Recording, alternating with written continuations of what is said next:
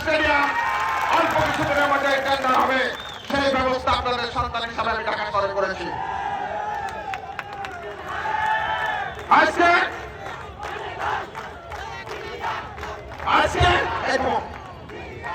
আজকে লালপুর বাগাতে অসংখ্য মানুষ বেকার আছে।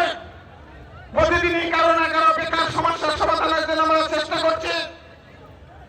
তারেক রহমান যদি বাংলাদেশের প্রধানমন্ত্রী হয়, তাহলে অবশ্যই বেকার সমস্যার সমাধান লালপুর বাগাতি বাগাতে একটা বিপ্লবী পরিবর্তন ঘটাতে পারবো।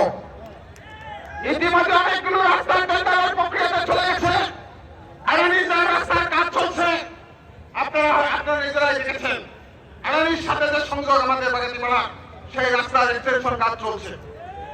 আমরা লালপুর বাগাতিপাড়ায় তারেক রহমান বাংলাদেশের প্রধানমন্ত্রী হলে আমরা লালপুর বাগাতিপাড়ার মানুষ, আল্লাহ যদি আমাকে হাতে বাঁচা রাখে, তারেক রহমান যদি আপনাদের প্রতিনিধি হিসেবে আপনাদের কাছে পাঠায়, 1 বছরের মধ্যে লালপুর বাগাতিপাড়ার বৈপ্লবিক পরিবর্তন আমরা করতে পারবো।